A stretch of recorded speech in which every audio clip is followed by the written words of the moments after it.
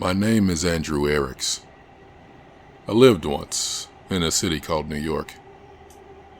My mother is Terry Eriks. She's in the phone book. If you know the city and you read this, find her. Don't show her this, but tell her I love her and that I'm trying to come home. Please. It all started when I decided around the time that I turned 25 that it was time for me to give up taking my backpack into work. It would make me look more mature, I thought, if I weren't lugging around a book bag everywhere like a high school student. Of course, this meant that I had to give up reading on the subway in the mornings and afternoons, since I couldn't quite fit my paperbacks into a pocket. A briefcase would have been out of line since I was working in a factory, and messenger bags always seemed a little, fruity to me. Too purse-like for my liking. I had an MP3 player which helped me pass the time for a while, but when it broke, it would shut down at the end of every song if I didn't skip to the next track manually. I gave that up too. So every morning I'd sit in the metro for half an hour that dragged on endlessly with nothing at all to do but watch my fellow passengers. I was slightly shy, so I didn't like to be caught at it, so I'd surreptitiously watch people. Interestingly enough, I quickly discovered that I wasn't the only person in the world who was uncomfortable in public. People covered it up in various ways, but I learned to see through them. I divided them up into categories in my head. There were the fidgeters who couldn't get comfortable, constantly moving their hands and shifting their weight, moving their legs closer to the bench, then further. They were the most noticeably nervous types. After them were the fake sleepers, who'd take their seat and practically close their eyes in the same second. Most of them weren't really sleeping, though. The real sleepers shifted more, came awake suddenly at stops or after loud noises. The fakes just zoned from the second they sat until the moment the train pulled into their stop. Then there were the MP3 player addicts, the occasional laptop people, the people who traveled in groups and talked too loudly. The cell phone junkies were either very popular or just completely unable to shut up for more than 2 minutes at a time. Just as people watching was threatening to get unbearably boring, I found my first incongruity. A middle-aged looking man, brown-haired, average size and weight, and dressed casually. Oddly enough, he seemed almost too normal. He had no remarkable features, no mannerisms, as if he were designed to fade into a crowd. It was that which led me to notice him. I was intentionally trying to see how people acted on the subway, and he didn't act at all. Didn't even react either. It was like seeing someone sitting in front of the television, watching a documentary about fish. They aren't excited, aren't engaged, but they aren't looking away either. Present, but not accounted for. He was on the subway in the afternoons. It was more than a month into the people-watching experiment before he caught my eye, because I didn't catch the same subway every day and didn't consciously sit in the same car when I did. I saw him for the first time on a Monday, I believe, and for the second time on the Thursday of the same week. He obviously did catch the same train and sat in the same car, in the same seat even. OCD much? I thought at the time. Since he'd caught my attention so much the first time, I watched him more avidly the next. He was, frankly, downright unsettling. He didn't do anything at all. He sat there, expressionless, head straight, no matter what happened. A woman with a wailing child entered the car and sat right behind him, and still nothing. He didn't so much as turn his head or frown in annoyance. And that kid was fucking loud, too. By the time the subway reached my stop, I found myself queasy, and when I exited the car, my hands were shaking like I was having a nicotine fit. Something about that man was wrong. He was, I thought, some kind of freak, a sociopath maybe. One of those quiet guys who it turns out has a dozen women's heads in his freezer. The first victim, his mother. I found myself intentionally dawdling after work in the afternoons, stopping to browse in the kiosks in the mall near the subway, even when I didn't intend on buying anything. For a couple of weeks, I avoided catching that subway, and when I found myself at the stop when it was pulling in, I made sure to choose a train car as far from the one I'd seen him in as possible. Then one morning, I saw another person who set off the same warning bells in my head. A woman, just as plain looking, just as out of place in the hustle and commotion around her. The moment I recognized her, I realized later, was when my obsession began. My people watching, which had began as a bit of a hobby to stave off boredom, had become something of a religion to me. I couldn't enter a subway or ride a bus without finding myself examining everyone, filling out a mental checklist in my head. Plain clothes of solid colors, no brands, check. No expressions, no casual glances out of the windows towards the other passengers, check. No bags, purses, or accessories, check, check, check, check. We've got another. I started calling them the strangers. I didn't see them every day, even after I started taking the metro more than I needed to. Even when I found myself riding buses out of my way in the evenings. But they were there often enough. Seeing one would set my teeth on edge, making my palms sweaty and my throat feel dry. If you've ever given a speech, you might recognize the feeling. Even though they didn't pay me the slightest bit of attention, I felt like I was on display for them. I could see them plain as day. How could they miss me? They didn't, though. Not in any way that I could tell. And when eventually my curiosity overpowered my fear, I decided to follow one. I chose the one that I'd found first, the man in the afternoon subway who always kept the same seat. I got on and took a seat behind him. We rode to the end of the line, and he rose and walked out before I did. Keeping distance between us, I tailed him. But he didn't go far. He took a seat on the nearby bench, as expressionless as always, and I turned a corner and waited, trying to look nonchalant. After a few minutes, the next metro arrived, and I watched him enter it, and saw him take the same seat. I couldn't find the nerve to follow him again. He hadn't gone anywhere. He just rode the metro to the end of the line, and then what? Rode it back? What possible reason would anyone have for that? It nagged at me, long after I'd rode a later train back home and tried to get some rest. I couldn't leave it alone, not until I could make some sense of it. I found myself more than confused. I was downright angry now. Why was this uncanny bastard, this almost inhuman person riding subway trains back and forth, going nowhere? The mind, I once read, recoils from certain things, because the very sight of them is an affront. Spiders set it off in a lot of people, particularly great big ones. They just look wrong to us. Alien. That was the effect the strangers were beginning to have on me. They offended my senses.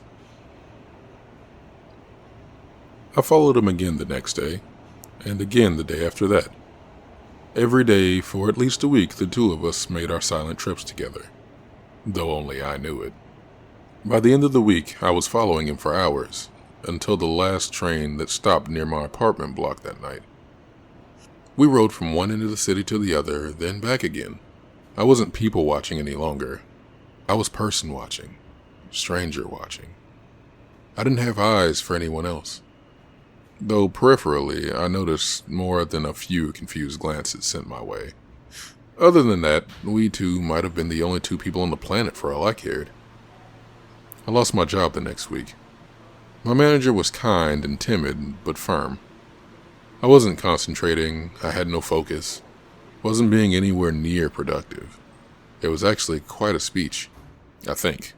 I could barely hear it. All I could think about was my new work. My vigil. What would that thing on the subway get up to when I wasn't there to keep an eye on him? I left work for the last time at noon that day. Normally, I'd have started tailing my subject at 5:30, but I was sure that he'd be waiting for me. I wish now that I'd paid more attention to that day. Was it sunny? It was summer after all. I could have walked around downtown, maybe checked out a few pretty girls. Could have had a nice cappuccino and a smoke at an outdoor cafe and then gone home. Put my growing obsession out of my head. Found a new job and taken to reading on the trains and buses again. Instead, I waited. More than one train goes up and down the line, so I sat in the station for at least an hour until I saw him through a window. I walked into the subway car and noticed that for the first time, my skin wasn't clammy. My hands weren't shaking. My heart wasn't pounding hard.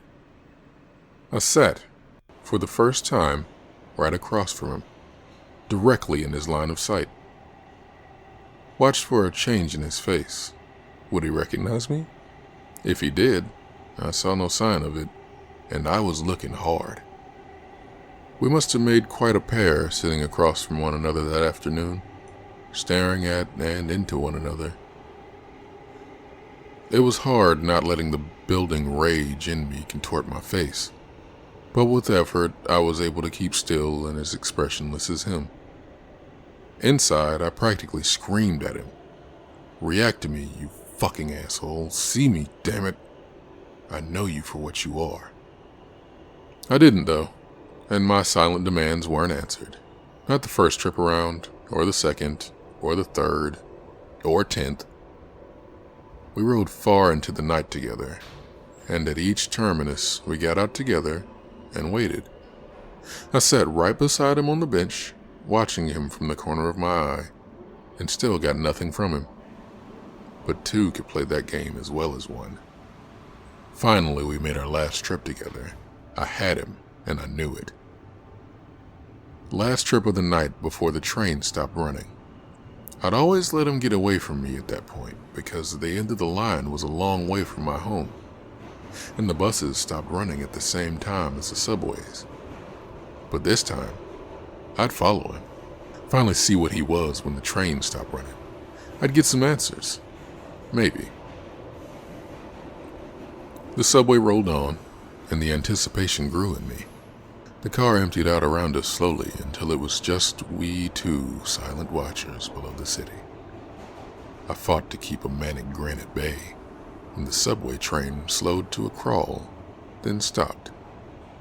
The end of the line. The stranger didn't move, still didn't react at all. The car stood still, doors open. I could dimly hear the last few stragglers making their way out of the station somewhere behind us. Footsteps echoing in the silence. Nothing. The speaker system dinged to let anyone half asleep know that we'd reached the terminus. Still nothing. And finally, I could hear footsteps again. A conductor or something was popping his head into each car to make sure it was empty before taking the train wherever the hell it goes for the night. I didn't take my eyes from my silent quarry. I managed to see the conductor from the corner of my eye when he finally reached our car. He looked in. His eyes roamed over us, and a puzzled look came over his face. He blinked a few times and paused. I waited for him to speak, and the moment stretched out. But then, with a slight shake of his head, he left us. There was a car ahead of ours, and I heard him stop to check that one too. And then a few minutes later, the train started up again. We rode for a time, and then looped around the subway, and the subway was parked. I could see into the windows of more trains on either side of us, and through their opposing windows into even more. And then he smiled at me. It was just a small curl of the lip that would have gone unnoticed if I hadn't spent the last several hours studying his face. "So," he said in a rough baritone, "here we are." I tried to respond, but couldn't right away. My throat had clamped shut. Terror filled me. It felt like the whole underground cavern we were in had just collapsed onto me. I coughed and stammered and finally managed with a raspy voice. to ask the question that had kept me up at night, drove me halfway to madness, and led me to this place and moment. What are you? He ignored me. He stood and the train doors open. Then, shockingly, he turned to face me. Coming? He didn't wait for an answer, but walked out onto the platform. I scrambled to follow. Come on, damn it, I shouted. Talk to me. Who are you? Why do you ride the metro all fucking day? He didn't look back or slow his step. I couldn't see his face, but it's safe to say that he didn't react at all. No more than he had to for anything else. I stalked after him, still shouting for a time, but eventually gave up. 5 words was all I was going to get out of him, I guess. We walked along the platform until we came to a junction, then turned. Now we were perpendicular to the trains around us. The path ahead of us was lit from above, but I couldn't see where it ended. The trains on either side of us went on forever, as far as I could tell. Far too many trains to service one city, I realized. It wouldn't have mattered by then, I figure, but I probably should have paid more attention to that at the time. I'm not sure how long we walked. I had a watch once, but it broke. I took out my cell phone at one point, but got no reception down there. And all it would show me was no signal. The stranger would stop every now and then and look at a subway car for a minute or two, but then pass on. It took me a while to figure out why, but eventually I saw that they weren't all the same. Long lines of them would be similar, and then we'd come to a different model. It'd be a little larger or smaller or have a slightly different shape. The cockpits, or whatever you call the front part where the conductor sits, were superficially different as well. I didn't and I don't know exactly what he was looking for, but eventually he must have found it, because we turned again, and the subway doors opened when my impromptu guide stepped in front of them. We entered and took our seats. Are you willing to speak now? I asked him. No answer. I sighed with frustration and seriously weighed the pros and cons of punching him right in the face for a time. When suddenly, the lights in the car came on, and I heard the engine starting up. What the fuck? He gave me a look that was almost sad. You're not going to be able to go back. What are you talking about? Go back where? Nothing again. Stonewall an asshole. The train lurched into motion, pushing off in the opposite direction than the one we'd came from. I think. The endless parade of them had thrown off my sense of direction. It rolled for a few minutes, and then began to slow as we approached the stop. His vacant gaze grew sharper, and for the first time I got the sense that he was actually staring at me, rather than just looking in the direction I happened to be in. Be still. Be silent. Don't catch their attention. The train stopped, the doors opened, and they began to flood in. I don't know what I noticed first. The weird clothes, the 2 long arms with hands that almost brushed the floor, the jet black eyes and angular faces, or the blue-gray hue of their skin. My eyes took in all of those stimuli, but for a long second my brain refused to process it. And when it finally did, I was barely able to bite down on the shriek that had tried to tear its way from my throat. I thought my heart was going to explode. Hell, I thought I was going to explode. I was like a strummed guitar string. Everything in me lurched and throbbed. My sight grew dizzy, which I was thankful for, and I vomited. My mouth was clenched shut, and I forced myself to swallow it, barely managing it. My instincts were screaming his words at me. Be still. Be silent. Don't catch their attention. That day is a blur. We rode the subway car up and down the line, still and expressionless, for hours. For days, perhaps. It seemed much longer than the line I knew, the line I'd followed the stranger along. The hideous things around us seemed to pay us no undue attention, though we must have stood out fiercely. I was so petrified with fear that when we finally returned to the endless cavern of trains alone, I burst into tears. I collapsed onto the floor and just sobbed for a long time, the stranger watching impassively. When I gained control of myself, I looked at him imploringly.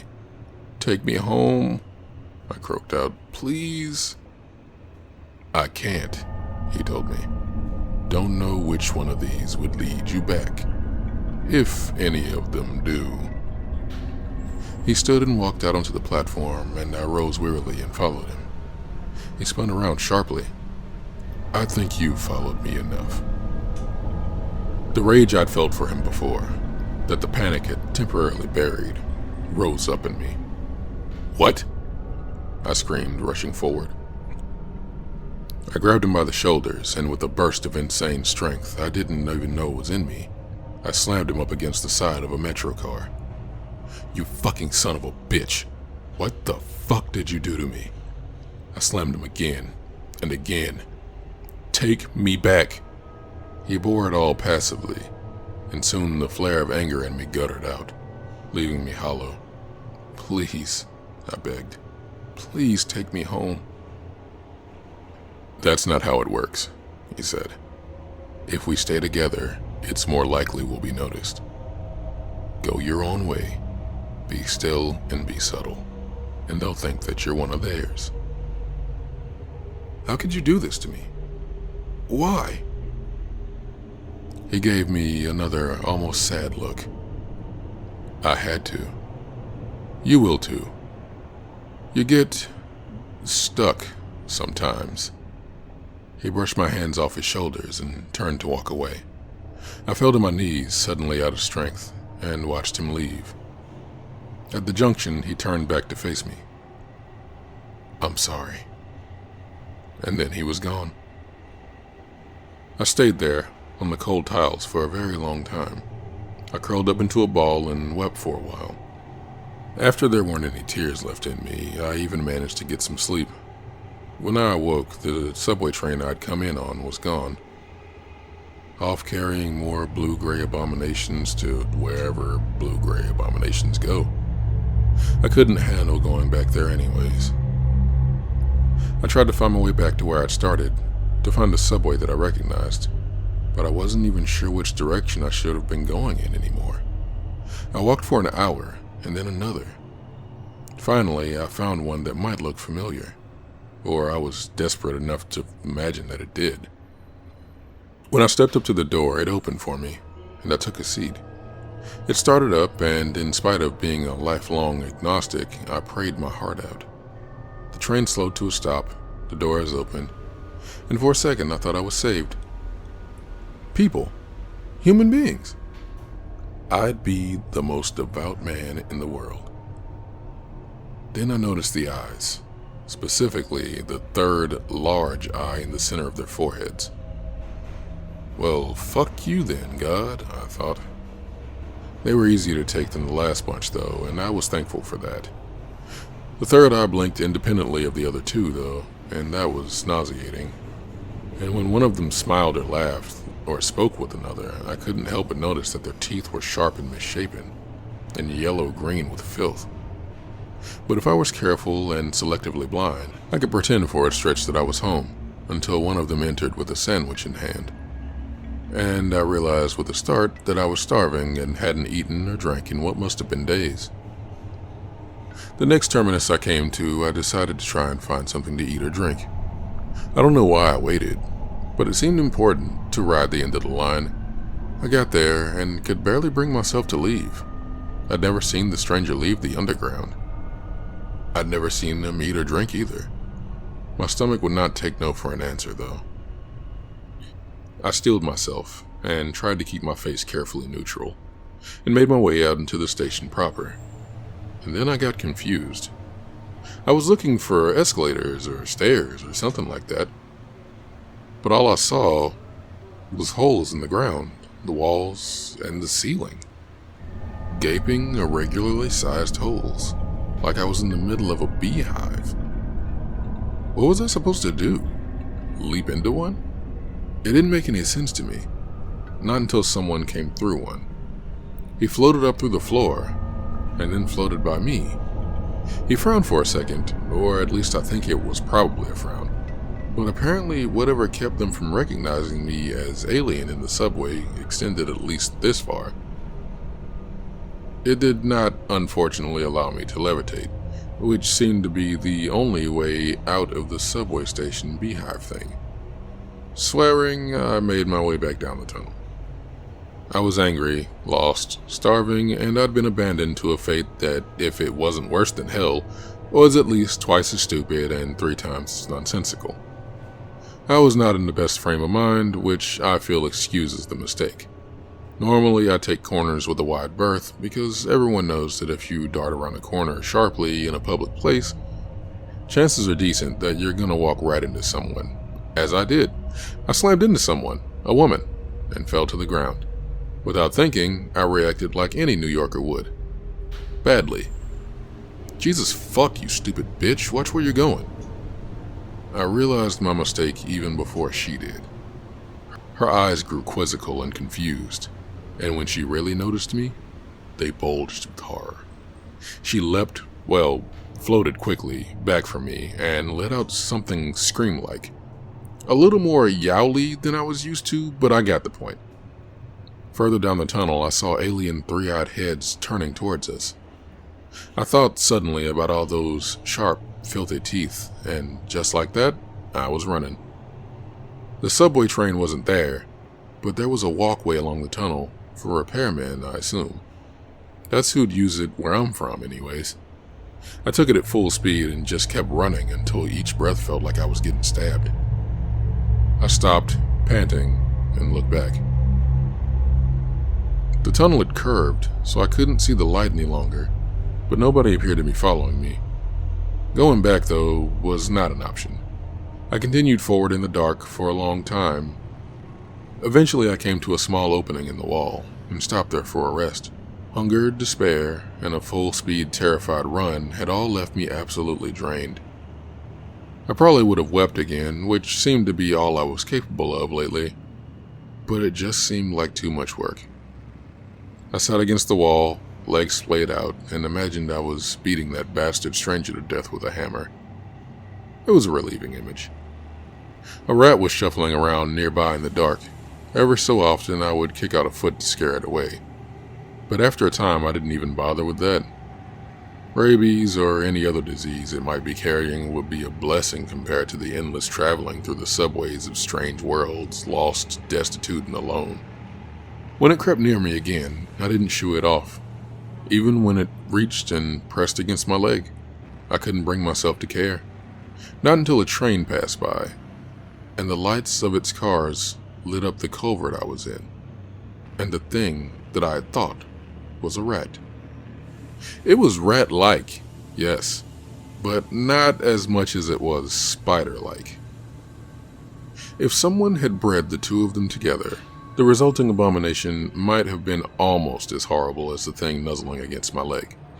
I shrieked, flung myself up from the floor, and booted it like a soccer player would, right into the opposite wall. Its back made a sickening crunch, and I watched it twitch out its last before the final car passed and darkness returned. And in the darkness, a terrible thought came to me. I wondered if it was edible. I didn't want to, and I gagged just imagining it, but I was hungry, and there was no guarantee that I'd be able to find food in this place, or ever again. Rat spider was my only option. I held off as long as I could, but in the end, survival trumped squeamishness. I had my lighter, but nothing to light on fire. I picked the meat off its carcass and cooked it a little by holding it over the flame. But it didn't help much. Nothing could have. Its meat was foul. More foul than anything you can imagine. I've been that desperate for food since, and eaten many other questionable things. But nothing has ever been as bad as the rat spider was. In retrospect, that's when I became a stranger. Before, I'd struggled to reach that expressionless state the other had maintained. What I'd taken for calmness was numbness. A sharp rock thrown in a river will, over time, have its edges rounded off by the water beating over it. and what I'd gone through had done the same. Tearing up and eating a monster in the dark below an alien world. The last of my edges smooth. By the time I left the darkness and came back into the tunnel, I was as expressionless and empty as the one who'd led me here had ever been. That was not the worst of it, though. The worst came later, the first time I got stuck. The stranger had mentioned it, but in the state I'd been in, I'd hardly noticed. One night, at the end of the line, I was asked to leave the train. The world was one of the closer to normal ones. The people were almost human, as I recognized it. They were orange, sure, and hunchbacked. But other than that, they were practically normal. After the last world, where the people had been hideously overweight, six-breasted hermaphrodites with no noses, the orange guys were pretty much beautiful to me. I thought at first that the conductor was talking to someone else, but I was the only one in the car, and moreover I understood him. The oranges certainly hadn't been speaking English all day, but nonetheless I could understand what he was saying. When I stood, I began to realize why. I couldn't stand up straight. I was hunchbacked, and as I saw in my reflection against the window as I exited, orange. I pieced together the rest from there. Stuck meant I was trapped in this world, for some reason, and stuck looking like them as well, which would be handy if I wanted to take the opportunity to leave the subway station, which is possible most times, but requires a lot of care and is quite overwhelming. Alien worlds are a little revolting, I've found. You try to compare them to your own, but the differences are so vast that it just makes you sick. I left that subway anyways, because it was clear I wasn't returning to the central hub, what I'd taken to calling the infinite line of subway trains that night, or any other night I soon found out. Whatever had let me go unnoticed wasn't working any longer. I considered briefly staying, but this place wasn't home, and could never be. Even if they looked like me, their culture was bound to be different. That was a lesson I'd learned before. Even worlds where people are absolutely indistinguishable from me are fraught with danger. I was once in a world where the people looked just like me. Well, actually they looked Brazilian, but that was more than close enough. And learned the hard way that the gesture that to me means hello meant something gravely insulting. Insulting enough that I'd been beaten half to death while a crowd looked on with approval. Besides, even if that place had a culture I could fake, I didn't want to stay. I wanted one of two things: to find my way home, or to find the stranger who'd set me on this path and beat the shit out of him. Nothing else would do. So I wanted to move on. I wasn't sure, though, if I could do to some poor sucker what had been done to me. Could I really force someone else to wander the eternal underground like me? It turned out I didn't have to. After a few months, one of them did notice me, yes, and began to follow me for weeks. I very carefully made it seem like I hadn't seen him, just like the stranger had. But I was torn between the desire to warn him away and the desire to bring him to the end of the line so I could leave this dismal world already. The last night, he followed me to the end of the line, just as I had once done. He hadn't managed to work up the nerve to sit right across from me, though, and as soon as the train stopped at the terminus, he rushed off. I waited, hoping the conductor wouldn't see me and I could continue on, but to no avail. I left the car, and the metro rushed off without me. I cursed inside. As I walked around the corner towards the ticket booths, the young man who'd been following me attacked. He had a wicked curved knife. It should have caught me by surprise, but I'd been traveling through hostile alien worlds for several years. My reflexes were sharp. We struggled viciously before I managed to wrestle the knife from him. I don't know how it got in his neck. I don't think I wanted to kill him. I hadn't even been that angry, remembering my own building rage from so long before. Afterwards, as he lay there, bled out, I got pissed. I kicked him repeatedly, shouting, "You dick! You were supposed to follow me!" I fled the scene of the crime, but not for long. I was there bright and early the next day to catch the first subway of the morning. And that night, I rode it to the end of the line. I was invisible to the conductor again. I guess you can either kill them or bring them with you if you want to return to the central hub. I was invisible again, but I was also orange and hunchbacked. I stayed that way until the next time I became stuck. The next time I killed. That one went much faster. I didn't wait for her to follow me. Once I was recognized as a stranger, I recognized her as the next one, and I made my choice. I won't bring anyone else into this. It makes me wonder, though, about the stranger who inducted me. I wonder what he originally looked like, and whether he knew he could have killed me. I wonder, too, about the others I saw back home, and the rare few I come across since I've left.